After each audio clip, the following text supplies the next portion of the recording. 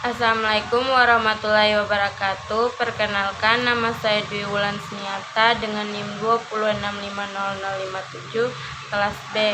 Pada video kali ini saya akan menjelaskan mengenai materi ketiga mata kuliah rekayasa perangkat lunak, yaitu tentang rekayasa perangkat lunak, yaitu tentang model proses rekayasa perangkat lunak. Model waterfall. Metode waterfall adalah salah satu jenis model pengembangan aplikasi dan termasuk ke dalam classic life cycle atau siklus hidup klasik, yang mana menekankan pada fase yang berurutan dan sistematis. Untuk model pengembangannya dapat dianalogikan seperti air terjun, di mana setiap tahap dikerjakan secara berurutan mulai dari atas hingga ke bawah. Jadi, untuk setiap tahapan tidak boleh dikerjakan secara bersamaan, sehingga perbedaan dari metode waterfall dengan metode agile terletak pada tahapan SDLC. Model ini juga termasuk ke dalam pengembangan perangkat lunak yang terbilang kurang iteratif dan fleksibel karena proses yang mengarah pada satu arah saja seperti air terjun. Model waterfall memiliki kelebihan dan kekurangan. Untuk kelebihannya, yang pertama yaitu workflow yang jelas. Dengan menggunakan model SDLC, jenis ini mempunyai rangkaian alur kerja sistem yang jelas dan terukur. Masing-masing tim memiliki tugas dan tanggung jawab sesuai dengan bidang keahlian. Kedua, hasil dokumentasi yang baik. Waterfall merupakan pendekatan yang sangat metodis, di mana setiap informasi yang tercatat dengan baik dan terdistribusi kepada setiap anggota tim secara cepat dan akurat. Dengan adanya dokumen, maka pekerjaan setiap tim akan menjadi lebih mudah, seperti mengikuti setiap arahan dari dokumen tersebut. Kemudian, yang ketiga yaitu dapat menghemat biaya. Kelebihan yang selanjutnya tentu saja dari segi result dan biaya yang dikeluarkan oleh suatu perusahaan dengan menggunakan model ini. Jadi dalam hal ini klien tidak dapat mencampuri urusan dari tim pengembang aplikasi, sehingga pengeluaran biaya menjadi lebih sedikit. Berbeda dengan metode agile yang dimana klien dapat memberi masukan dan feedback kepada tim developer terkait dengan perubahan dan penambahan beberapa fitur, sehingga perusahaan akan mengeluarkan biaya yang lebih besar daripada waterfall. Untuk kekurangannya yaitu satu, membutuhkan tim yang solid. Untuk menggunakan metode SDLC ini tentu saja membutuhkan dukungan dari setiap stakeholder yang ada. Setiap tim harus mempunyai kerjasama dan koordinasi yang baik, dikarenakan apabila salah satu tim tidak dapat menjalankan tugas dengan semestinya, maka akan sangat berpengaruh terhadap alur kerja tim yang lain. Kedua yaitu masih kurangnya fleksibilitas. Semua tim dituntut untuk bekerja sesuai dengan arahan dan petunjuk yang telah ditetapkan di awal, sehingga klien tidak dapat mengeluarkan pendapat atau feedback kepada tim pengembang. Yang ketiga yaitu tidak dapat melihat gambaran sistem dengan jelas.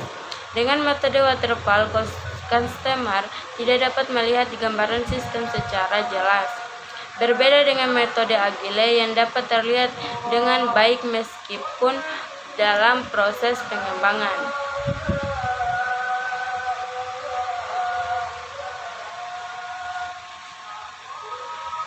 Yang keempat yaitu membutuhkan waktu lebih lama. Selanjutnya, model waterfall. Contoh pengembangan model waterfall dapat dalam mengembangkan aplikasi atau sistem informasi. Berikut ini adalah contoh penerapan mode waterfall pada sistem informasi alumni pada sebuah SMK. Untuk tahapannya, yang pertama, alasan menggunakan waterfall karena kebutuhan pihak sekolah telah jelas. Yang kedua, analisis. Analisis kebutuhan dilakukan dengan cara mewawancarai koordinator BAK SMKA. Dari wawancara didapatkan data-data seputar alumni seperti total alumni yang lulus, alumni yang bekerja, dan alumni yang melanjutkan studi. Yang ketiga yaitu desain. Perancangan sistem menggunakan ERD seperti use case dan Scratch. Kemudian yang keempat yaitu sistem informasi akan dibuat menggunakan bahasa pemrograman PHP dan Framework Code Igniter. Kemudian yang kelima yaitu pengujian sistem. Pengujian dilakukan pada aspek fungsionalitas kepada ahli sistem informasi, petugas administrator, dan alumni sekolah itu sendiri. Alumni langsung. Yang keenam yaitu maintenance, yang dimana yaitu pemeliharaan yang dilakukan apabila ada update fitur atau memperbaiki langsung oleh user.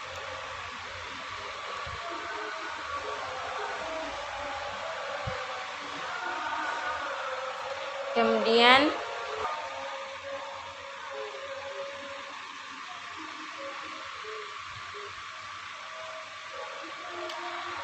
model prototyping adalah salah satu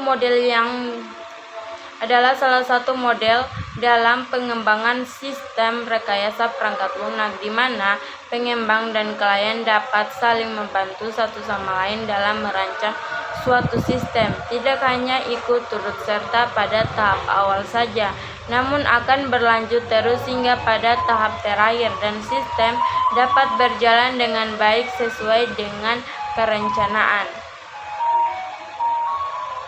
Model prototyping. Kelebihan dan kekurangan dari model prototyping ini. Untuk kelebihannya, yang pertama yaitu menjalin komunikasi yang baik antara pengembang dan klien. Kedua, menghemat waktu dan biaya. Ketiga, klien dapat berperan aktif. Keempat, penerapan sistem akan lebih mudah dilakukan. Untuk kekurangannya yaitu menjalin komunikasi yang baik antar pengembang dan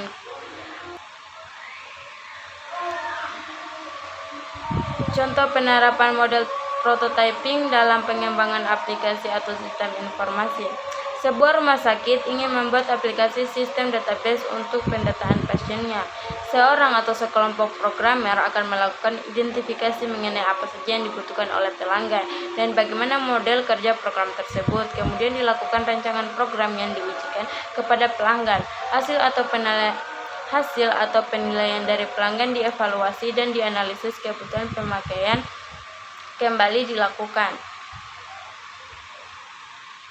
Berikut ini adalah gambar dari model spiral.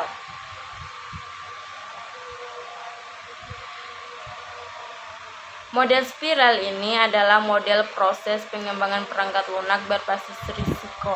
Ini adalah kombinasi dari model air terjun dan model iteratif. Model spiral membantu mengadopsi elemen pengembangan perangkat lunak dari berbagai model proses untuk proyek perangkat lunak berdasarkan pola risiko unik yang memastikan proses pengembangan yang efisien. Setiap fase model spiral dalam rekayasa perangkat lunak dimulai dengan tujuan desain dan diakhiri dengan tinjauan kemajuan klien. Model spiral dalam rekayasa perangkat lunak pertama kali disebut oleh Barry Bohm dalam makalahnya tahun 1986.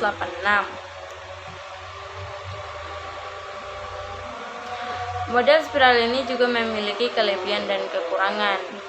Untuk kelebihannya, yang pertama model yang sangat fleksibel, 2 pengembangan cepat dan hemat biaya, 3 sangat cocok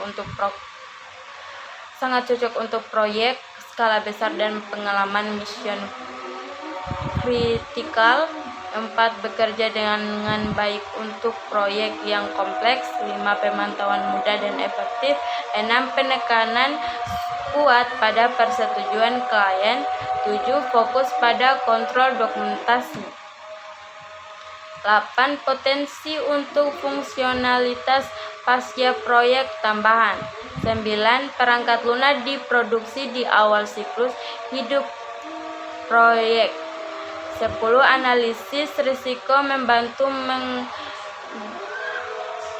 menghilangkan dan menghindari persyaratan yang diakomodasi selama proyek, 12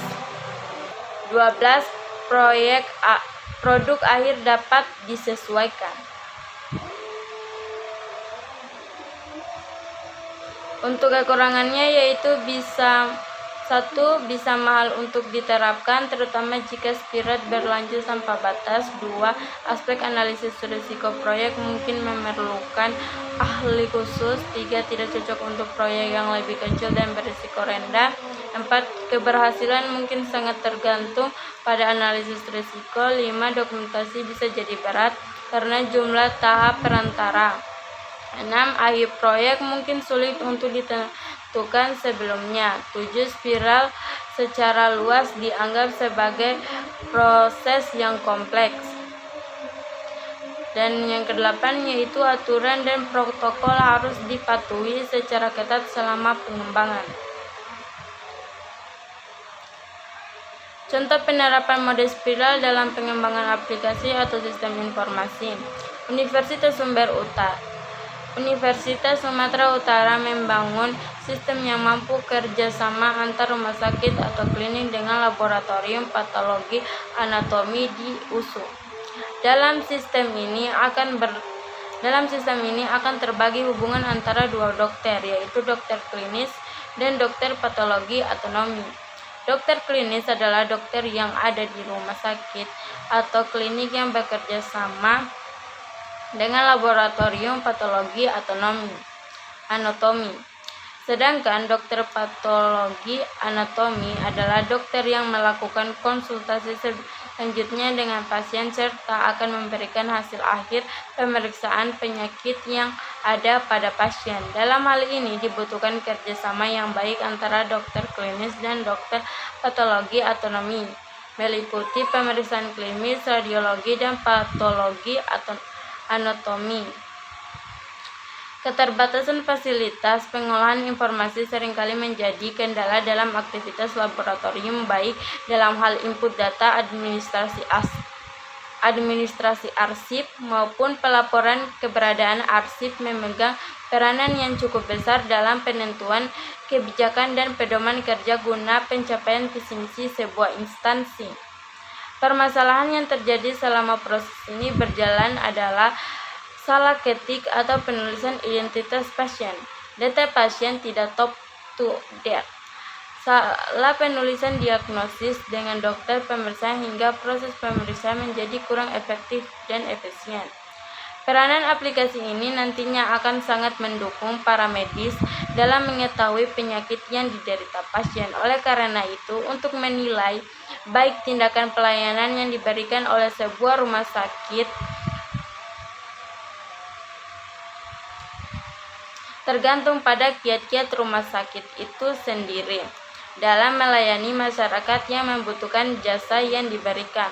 Untuk mewujudkan pelayanan yang efisien dan efektif sangat ditunjang oleh suatu teknologi komputer, sehingga informasi tepat dan akurat. Sistem ini nantinya akan menjadi mudah dan pengurusan data pasien, hasil pemeriksaan, administrasi, maupun pelaporan.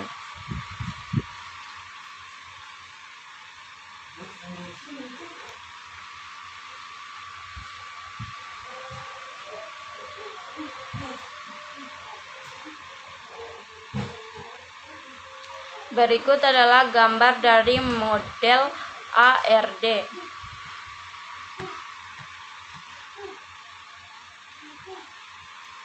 Model RRD ini atau Rapid Application Developer adalah salah satu metode pengembangan aplikasi yang kerap dipakai saat ini. Metode ini menekankan pada proses pembuatan aplikasi berdasarkan pembuatan prototipe, iterasi, dan feedback yang berulang-ulang. Dengan begitu, aplikasi yang dibuat bisa dikembangkan dan diperbaiki dengan cepat. Dengan begitu, aplikasi yang dibuat bisa dikembangkan dan diperbaiki dengan cepat. Sangat cocok dengan kebutuhan dan pengembangan dunia digital yang super cepat. Beda sekali dengan metode pengembangan lain.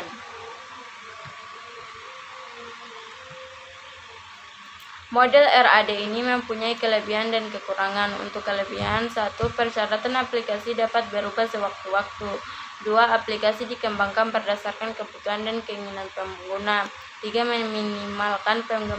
Meminimalkan kemungkinan kesalahan dan hal buruk lainnya. 4. Waktu pengembangan aplikasi bisa lebih cepat dan efisien. Dan kelima yaitu mempermudah proses integrasi.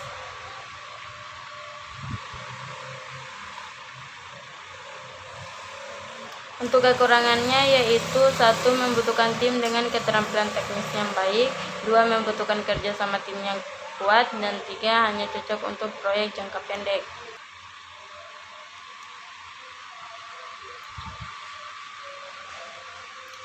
Rational Unity Procedure atau panduan utama untuk menerapkan tugas dan tanggung jawab dalam organisasi pengembangan dan mengembangkan perangkat lunak berkualitas tinggi yang memenuhi kebutuhan dan persyaratan pengguna. Awalnya dibuat oleh Raytheon of Software Corporation yang dibeli oleh IBM pada tahun 2003. Keberhasilan luar biasa ini dari pendekatan RUP dalam membuat berbagai organisasi di seluruh dunia menyadari betapa pentingnya proses perangkat lunak yang terdefinisi dengan baik dan terdokumentasi dengan baik dan mendorong mereka untuk mulai mengimplementasikannya dalam proyek mereka. Kelebihan dan kekurangan dari model RUP ini. Untuk kelebihan, yang pertama, fokus utamanya adalah pada produk perangkat lunak itu sendiri dan kualitasnya. 2. RUP tidak mengadu fokus yang kuat pada dokumentasi. 3. RUP menekankan penanganan risiko tinggi pada tahap awal pengembangan. Dan keempat, itu tidak mengasumsikan serangkaian persyaratan perusahaan yang tepat pada awal produk, tetapi memungkinkan penyempurnaan persyaratan saat produk berkembang. Untuk kekurangannya, kemudian model Agile.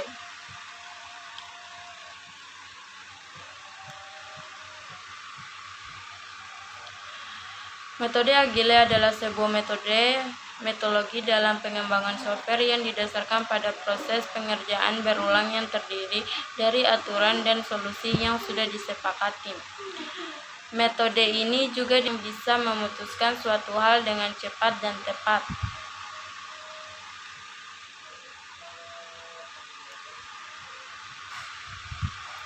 Kemudian untuk kelebihan dari model Agile ini, 1. Kualitas software lebih baik. 2. Konsumen puas dan lebih dihargai. 3. Fleksibilitas tinggi. Dan keempat, software cepat selesai. Kemudian untuk kekurangannya yaitu 1. Produk akhir yang kurang jelas. 2. Bergantung pada komite tinggi tim. 3. Dokumentasi yang kurang lengkap. Scrum adalah framework atau kerangka kerja pengembangan dengan penggunaan prinsip pendekatan Agile untuk dapat mengatasi segala macam masalah secara kreatif dan adaptif. Metode ini pertama kali dikenal oleh Jeff Sutherland. Kunci dari kerangka kerja Scrum adalah kolaborasi tim. Dengan kata lain, kekuatan tim memegang peran penting pada berjalannya Scrum.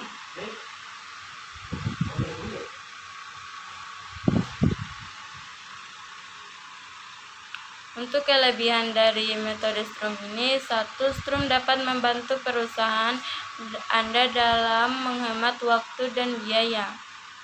Dua, dengan menggunakan metode Scrum, Anda dapat mentransformasikan bisnis yang sulit untuk diukur menjadi mudah untuk dikembangkan.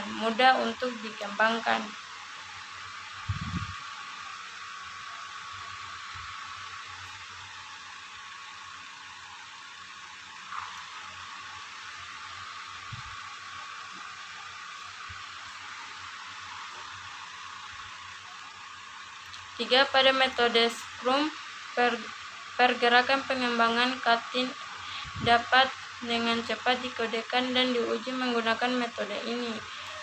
Keempat, dengan menggunakan Scrum, Anda dapat mengontrol dan memonitoring aktivitas peningkatan dan penurunan beban pekerjaan yang bisa terjadi kapan saja.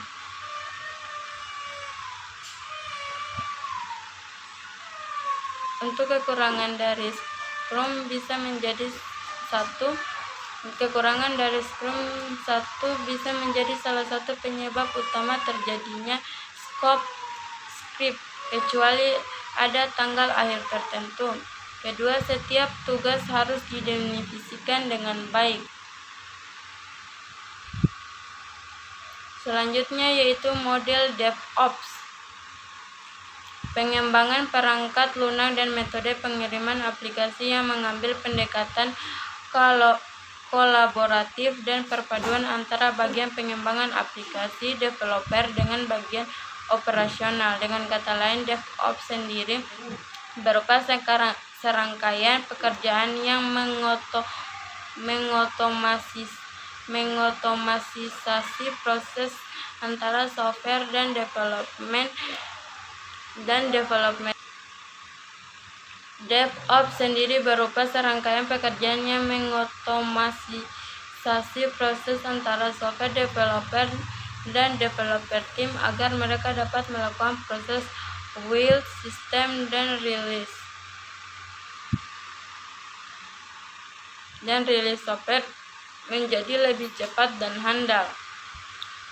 DevOps yang telah berjalan dengan baik akan menghasilkan produk yang stabil dan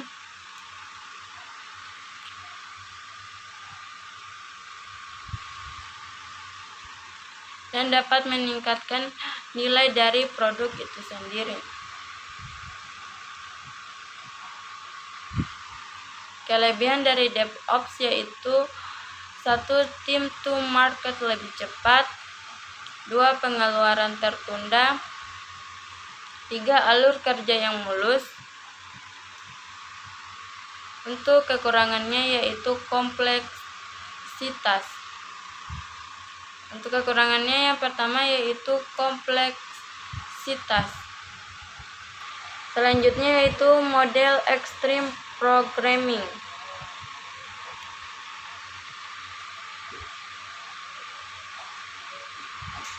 Yang dimana extreme programming adalah metode pengembangan perangkat lunak atau manajemen proyek bersifat agile yang bertujuan untuk menghasilkan software yang lebih berkualitas. Extreme memiliki siklus pengembangan pendek sehingga sangat responsif terhadap perubahan keinginan user yang berganti. Untuk kelebihan dari model extreme programming yaitu 1. Efisiensi waktu dan biaya. Dengan menggunakan extreme programming memungkinkan perusahaan untuk menekan biaya pengembangan software serta waktu untuk realisasi proyek. 2. Minimnya risiko. Salah satu keuntungan dari extreme programming adalah minimnya risiko yang terkait dengan kegagalan pemrograman atau proyek dengan menunjukkan proses pengembangan yang real. Kekurangannya yaitu 1. Kurangnya dokumentasi. Perubahan yang konstan tidak dapat didokumentasikan dengan baik. Dengan demikian ada resiko tinggi akan kegagalan tak terduga yang tak terduga. Extreme programming mempunyai kekurangan yaitu 1. Kurangnya dokumentasi. Perubahan yang konstan tidak dapat didokumentasikan dengan baik. Dengan demikian ada risiko tinggi dan akan kegagalan tak terduga yang tidak dapat ditelusuri. Bahkan ketika bug telah diperbaiki tanpa dokumentasi yang akurat, ada kemungkinan kesalahan yang sama dapat terulang kembali. Kemudian yang kedua yaitu minim desain. Extreme programming lebih fokus kepada pengkodean dibanding dengan desain. Namun desain juga merupakan aspek penting dalam sebuah software, sehingga desain tidak boleh diabaikan. Dengan minimnya desain, ada kemungkinan klien merasa kurang puas. Kemudian ketiga yaitu tidak cocok dikerjakan secara remote. Proyek ekstrim programming sulit untuk diimplementasikan apabila tim tidak berada di tempat yang sama. Biasanya proses komunikasi ekstrim programming dapat dilakukan dengan lancar ketika anggota tim bertemu tatap muka dengan tim yang bekerja secara on-site. Proses pengembangan ekstrim programming dapat dilakukan dengan cepat. Baik, itu saja yang bisa saya sampaikan mengenai materi ketiga mata kuliah rekayasa perangkat lunak. Apabila ada salah kata, mohon dimaafkan. Saya akhiri dengan ucapan billahi taufiq wal hidayah. Assalamualaikum warahmatullahi wabarakatuh.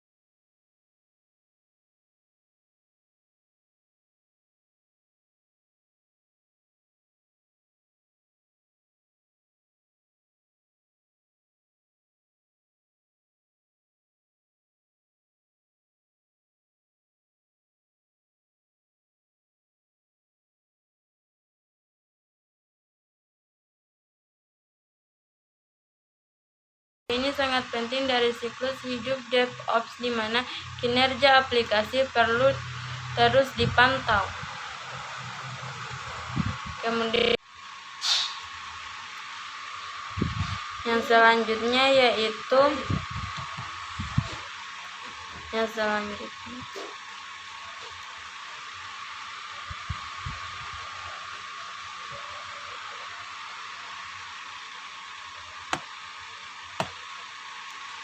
yang kelima yaitu continuous monitoring. Fase ini sangat penting dari siklus hidup DevOps di mana kinerja aplikasi perlu terus dipantau. Selanjutnya yaitu model extreme programming.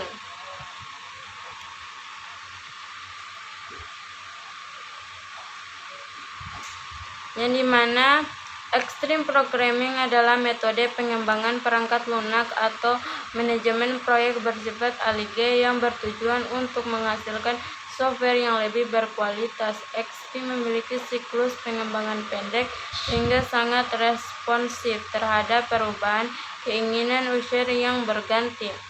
Extreme programming berfokus dalam hal praktek rekayasa yang sesuai untuk pengembangan perangkat lunak. Sifat dari metode XP adalah cepat dan simpel.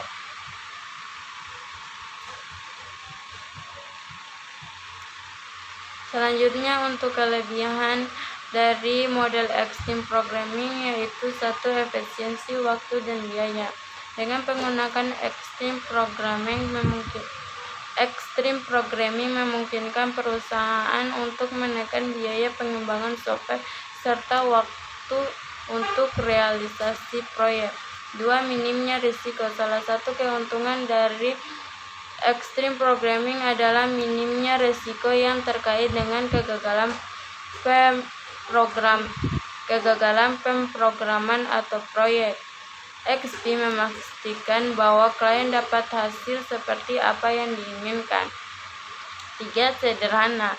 Metode extreme programming memungkinkan tim pengembang untuk membuat kode yang sederhana sehingga dapat diperbaiki setiap saat. 4. Proses transparan dan dapat dipertanggungjawabkan. Keuntungan dari extreme programming adalah semua proses transparan dan dapat dipertanggungjawabkan. Para pengembang membuat komitmen konkret tentang apa yang akan mereka capai dengan menunjukkan proses pengembangan yang real.